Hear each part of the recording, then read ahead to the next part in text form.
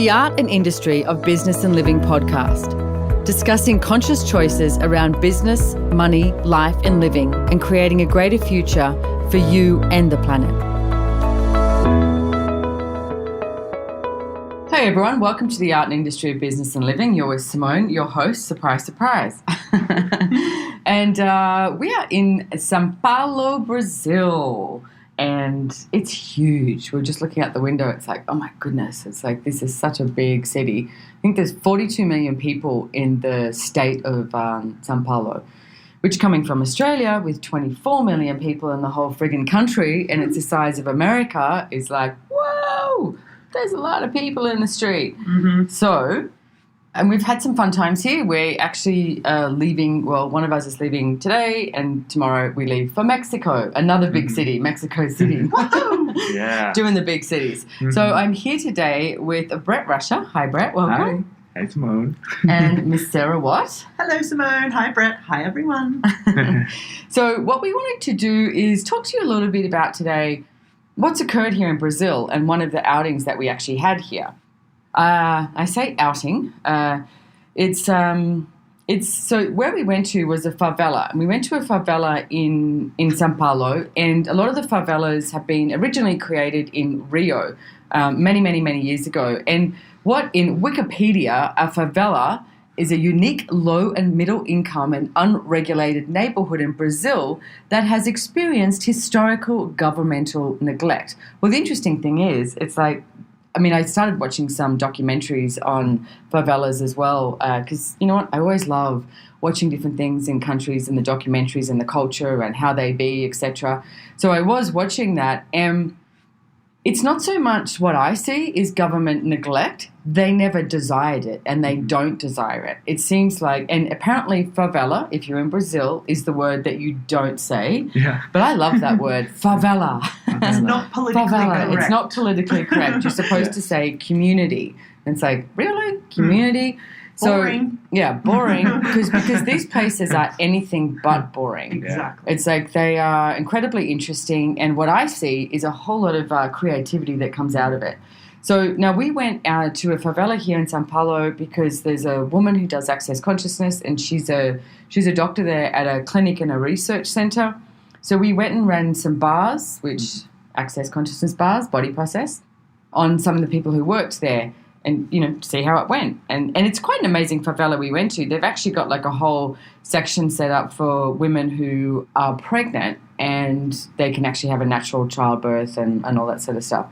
So let me start by asking you, Brett, when we went to the favela, now I've got to say, we don't have any photos of people in the favela. We have photos of the favela. You can see that on my Instagram page because we weren't allowed to. And they literally said to us, you're not allowed to take photos of the people because a lot of them are criminals. Yeah. And if they're seen anywhere, then the police could come in and get them. And it was like, oh, that's an excuse I hadn't heard before. So yes. Yeah. So what was it like for you? Like what's your point of view on the favela? So what was it like visiting there? It was really amazing visiting the favela and the clinic that we went to there. Just walking down, it was amazing the level of kind of like dilapidation of things. Like there was like a car that was like all mashed up on the side of the road, lots of dogs everywhere, and just everything about it had this sense of beauty to it, of this almost like wild beauty and creativity, because there don't seem to be as many rules and regulations. Well, there's not. It's that, like, a lot of them are actually run by, I mean, well, there's apparently a gang in Rio, and they run a lot of them, but they're also regulated in the sense of they say, you know, you don't sort of do the crime within the favela, etc. So they do look after each other in that way. And apparently you can even rent houses in there, etc. You know, and they build upon building upon building. Like there's, like, if you look at the electricity, it's like they've just sort of like, how do I connect to that? How do I connect to that? How do I connect to that? There's definitely no regulation with, you know, how your utilities are utilized in a favela. Yeah, it's kind of like starting a business where you're just kind of like get started and you're like, oh, and you kind of like put all these different disparate parts together and kind of create something until you get to a point like where you're like, oh, actually, I think I might have to create some order here for this to grow in a business sense. But it's so cool. It is. And for Sarah, what was it like for you? What do you remember? Like, what's your Well, I think what you touched on before, where whatever the different projections people have about what a favela is and what it isn't, what got me the most was the choice. People choose to live there, they choose to build them, and for me, it was like this. It was the energy was very different. We talked a bit about it while we were there. There was a definite felt to me like there was a cloak over the whole place, like there was a secret sort of energy. But there was also a sense of freedom in there where the people had a life, like they were creating something. There was a lot of creativity in there, a lot of murals on the walls. There were a lot of dogs around. I remember that part. And the people seemed happy to me, like where, you know, the government might project or people project that these are slums or places where, you know, they're the poorer people. But to me, it felt like they were creating something that actually really worked for them. So for me, it was really cool. And I also loved what you said about we went there to run bars. Just how amazing is it that with what we do with Access and the fact that we travel to these places to put classes on, that people come up and they want us to go into these places and introduce this stuff to people, and to perceive the change that created, even just the minute little dandelion seed, that one seed that got planted there, and to perceive then what could change and what could grow. Yeah, and I love that we're all touching on the creativity as well. There's some of the documentaries that I did watch of the favelas in Rio. There's a photographer who actually lives in one. Yeah. And he takes photos, and that's what he sells. That's his business. He takes, because there's so much discrepancy about what it is. Yep. And these photos are friggin' amazing. Great, photographer. And then there's the favela surfers, and they have like a whole surfing, community. And there was one documentary I was watching, and this guy was saying when he used to go out and surf, his surfboard would have all holes in it, etc. But the gratitude he had for having this surfboard, he said you take it out, and he said you'd put it against the wall, and it would just drip for hours because of the amount of water that was in the surfboard. But they were so grateful and so excited, and they were creating something there to enthuse everyone to not turn to crime and to actually create something that they would like to create with their life. And it's interesting, with the beaches in Rio, there's a lot of pollution and a lot of stuff going on there, which they interviewed this older guy in a favela, and he was saying how, he said, we all created that. Like, we created the trash. We didn't look after the earth. We didn't look after the land. And he said, but what I see is the younger generation is seeing what occurred.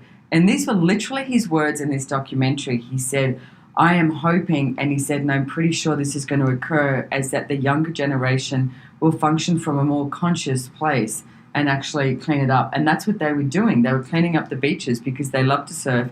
They love to create that. So it's sort of like this ground-up creation of, yes, a community. I still like the word favela. Yeah. And it's like this community of, like, what do we want to create? Like, being in question with that, of, like, what does that look like? And even looking at how the favelas are created from like a actual building sense, like they take scraps from everywhere and they create buildings out of them. Like, you look at them and they've taken bricks left over from this building site and sheet metal from a roof on this building site and probably, part of the structure from this other place. Like, everything has, like, and we saw, verandas unfinished, but everything was beautiful. They had pot plants out. Like, there was this sense of ownership and community that was in there. And to me it was like taking something from nothing and creating something that housed generations of people and communities of people to create something different and better for themselves.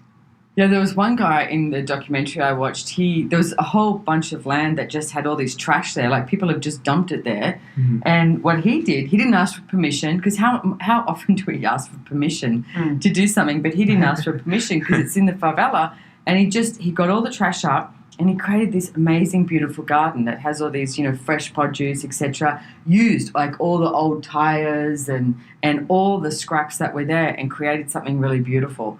And that is definitely the thing that came across to me. It's like this beauty that gets created from a sense of chaos. Yeah. It's like, and the colours, and even like the stairs you were talking about, like, there's stairs as you're walking around, and instead of just making a stair, there's like broken mirror like shoved into it, or a couple of tiles here and there that make it have this beauty that is you can perceive the energy. Oh, someone made that. Someone put that together because they weren't going to go, let's just make a boring stair. Mm-hmm. No, here's some broken glass. Let's shove it in there so it shines when the sun, glistens on it and you get the sparkles from it or whatever. It's just like, let's create. Yeah. Yeah. And when the people who worked at the clinic were showing us around, there was an amazing sense of pride with everything that they showed us. And of course, it's all something to be really, really proud of because it doesn't exist anywhere else. Yeah. And talk about a photographer's dream. Like, I remember you walking through them and how much it was rekindling this thing in your universe. I so wanted to take photos of all the people in there. You could spend hours, just every nook, every cranny, every time you turned a corner, every sort of like perspective of anything just looked amazing. Like it was something that a photographer's lens could really have a great field day with, just being in there and really getting out to the world what these places are actually like. Yeah. So what is it that creates that energy, that it's something that you just want to like take a picture of, that you want to like... That's a great question. Difference. Yeah. The difference and for me it's the difference, the chaos, it doesn't look like something else.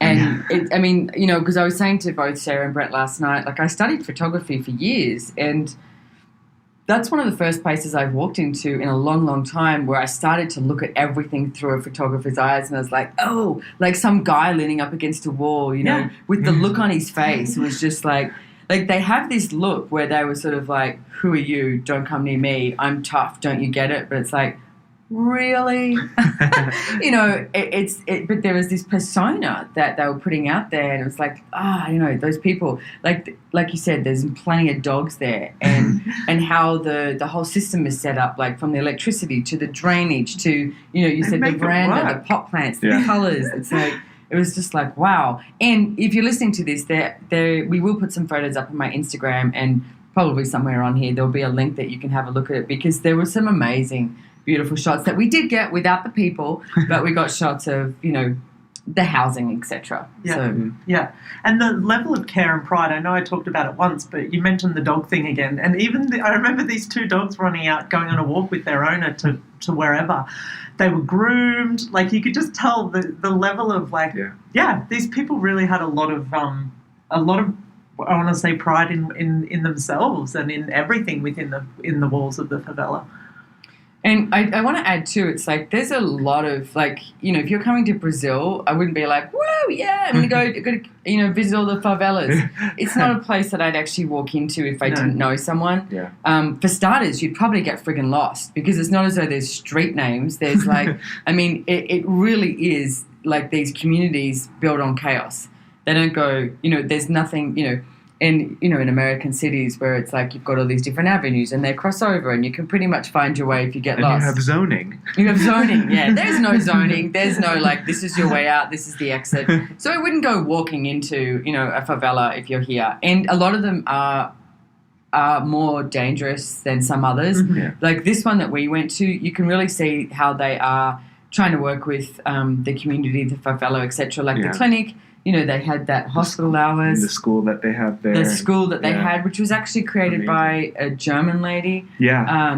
So they were so cute. We weren't allowed to take photos of the kids either, but oh my God, they were so cute. I mean, we don't speak Portuguese, but we were, just waving and saying, ciao, ciao, ciao, ciao. And they're waving at us. And, oh my goodness, that was so cute. And all those kids actually live in the favela.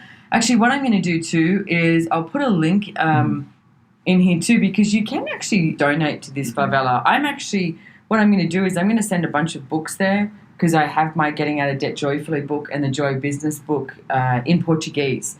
So what I wanted to do is donate these books there so they could have them in their library, but then they can also sell them and create money for there as well. Yeah, and weren't they saying that somebody was saying about how some of the kids actually make their own bread to sell? Oh, they do too. Yeah. That's right. Yeah. That was really cool. Yeah, that was when you were like, I got to bring Joy Business books. Yeah. No, there was a bakery within the favela, and it's the kids that make it, and then they go out and sell them. They said it's great bread, but it's teaching them about business. So, I mean, this favela was very awesome. And one of the places we went to, like I said, it was just a few streets away. And what was it called? Angela's... Casa Angela? Casa Angela, because so. there was a woman called Angela who actually gave over 1,000 natural births within this favela. She's now passed away, but they created this whole centre for the women who are pregnant, and then they can have the natural childbirth, etc. I mean, I'm not a big one for doing the charity thing in the sense of, I sound like an asshole, don't I? Well, maybe I am. That's but okay. in the sense of people thinking they're less than, it's like where I come from, and I know what access consciousness too, it's like empowering people to know that they know. Yeah. And that's what I saw a lot in this favela was really cool. It's not judging that they're in there saying that it's a shitty place to live because what? It's not like our house. It's like it's got some great creativity, some great, colour and chaos, and having that choice to have something else available as well. So yeah, interesting place. So to visit. I had an awesome day. I was very excited that we went there. Yeah, and it actually left me wanting to give them more. Like when you say about charity, there was nowhere in their world that there was that energy of that. Obviously there were parts where they required to have assistance on things, but there was a level of receiving from them where it wasn't like an expectation or holding their hand out. It was really, something completely different they'd created. It was a different world. It was a very different world. Yep. Like you said, like there's a bubble over it. I felt like we walked into, what planet are we on now? Yeah. Like, Yeah. Yeah. Yeah, and when we were running bars, it was so cool. It wasn't from that sense of helping people or that these people we're running bars on are less than. It was actually a really amazing thing to just contribute. Like, hey, what can we contribute? What contribution can we be? What can we contribute to you creating what you'd like to create in the world? And the people were so grateful. Every single person we ran bars on, there wasn't one of them that was like, oh, that sucked. No.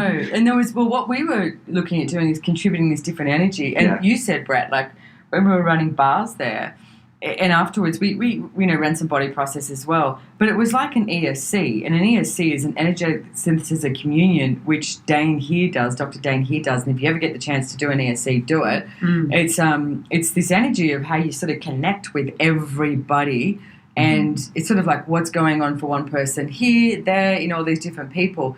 It starts to change so that there's an energy of infinite possibilities, not an energy of limitations, and how you sort of connect to each other in a different way.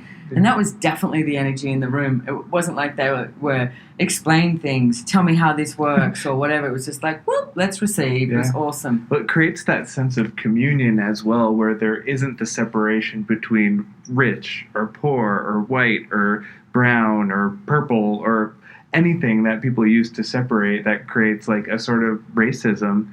There was actually just a sense of communion between all of us. It didn't matter that you two are from Australia or that I was from the US or that these people live and work and or work in a favela. It was just, we just got to all be with each other. Yeah, it was very cool. And I got to say, I love Brazil though. I think Brazilians are magic. It's like, how they be and what they do and how friendly they are, etc. It's like, oh my goodness. Well, the energy Brett just explained in the favela, for me, that's Brazil. Like, I remember, I remember Dane saying in one of his classes, like, we're in a city, as you said, with 20 million people. We're looking out at a window right now of a city with 20 million people there's in it. a lot of buildings, and that's only one side of what we can see. Yeah. But there's a sense here of there's still a sense of ease or something, where a sense of magic, of fun. And I remember Dane summed it up. I can't remember which class it was, but he's like, Brazilian people, they still have magic. Us white people, we build hospitals and schools. Brown people dance and do magic. Oh, that's so good. Yeah. That is so Brazil for me. Well, there's so many colours here as well. Yeah, I love that. Yeah. I mean, hey, we just went to a restaurant the other day and we ate an ant from the Amazon. Yeah. It was, fine dining, beautiful restaurant here in Sao Paulo. And, it was a set menu, and they bring out the first thing, and that's actually that photo's on my Instagram as well, because the guy was like, very proper and put this little thing in front of us, and there's this big ant, like it was a huge ant, and this other little sweet treat thing with an ant that was in it, and they're like, and this is what we recommend you start with, this ant, and then this, and it's from the Amazon, and we were all like, oh, okay. When in Brazil. Yeah. When in Brazil. So we ate an ant. Eat the local ants. What did it taste like? A little crunchy and sort of got stuck in our throats a little bit. Well, I never knew that ants had kind of kernels like popcorn. Yeah, exactly. It gets like stuck in your throat and in your teeth. And that's a good way to describe it. Yeah, I don't need to eat any more ants, but it was cool. When you come to Houston, there's another place that has ants. Seriously? Yeah. Wow. But these are good ants. And these were from the Amazon. Yeah. And next time I come to Brazil, I want to check something out, other than the cities, and see if I can visit the Amazon or something. Yes. Find my own anaconda. No, cock and pod that. I don't want to find an anaconda. See it from a distance. So, and if you're listening to this and Brazil sounds, something fascinating, exciting for you to come to as well, Dr. Dane here is actually doing a Being You Change the World class in Sao Paulo in Brazil, and that is starting on Thursday the 8th until Monday the 12th of August this year. So that's happening really soon. And I highly recommend getting your butt to Brazil. Yes, do it. It's amazing. And really different too. Like the last time I was here, I was in Rio. And that's so different because it's just like beach, beach, beach, beach, beach, beach. So it's you look out and that's what you see is the beaches. Traffic everywhere in Brazil is full on. Yeah. Give yourself at least double where it would take you anywhere else. Every time they go 10 minutes, I go, no. It's not 10 minutes. Half an hour. Yeah, exactly. Yeah, exactly. So it's a long way. But anyway, so is there anything else you guys would like to add here about our visit to the favela? Favela. Just that with that class you mentioned that Dan is doing, it's also live streamed. Oh, it is too. It's join live them, stream. yeah. Anywhere in the world. And the Brazilians, when we start doing like the like threes and the fours and the energetic contributions we do in classes, oh man, the Brazilians, they go all out. Yeah. It's amazing that level of energy that they're willing to be. Yeah. And I guess I'm just excited to see what else Access can create here in Brazil with classes. And yeah, I'm grateful that I got to travel here and do Your Choice of Possibilities and Business Done Different class. And I'm excited whenever it is that I get to come here again and create with these amazing people in this amazing part of the world. It's truly, to me, very, very magic. Yeah, me too. I'm grateful for every day. Yes. It's true though. It's like I like everywhere that we go. Next off, Mexico. I say to people, what are you excited about? And they might name a few things. What are you excited about, Sarah? Everything. Every day. Yep. And if you want to be excited by everything as well, it's like literally we use the Access Consciousness tools every single day and they work. So check out accessconsciousness.com and also check out accessjoyofbusiness.com and find some Joy Business facilitators out there. I did a Business Done Different class here in Brazil and it was awesome, off the charts. Every single one of those classes is so different and you can get that on the Access Consciousness website as well, all the accessjoybusiness.com. And if you like these shows, please tell your friends. It's like, my aim here is to create the awareness of so many more possibilities that are available in the world. It's like, what if we lived in a reality of possibilities and not in a reality where we get stuck in something? It's like, what if we actually had way more choice than we've been allowing ourselves to have? Oh, yeah, you do. You do. Yes.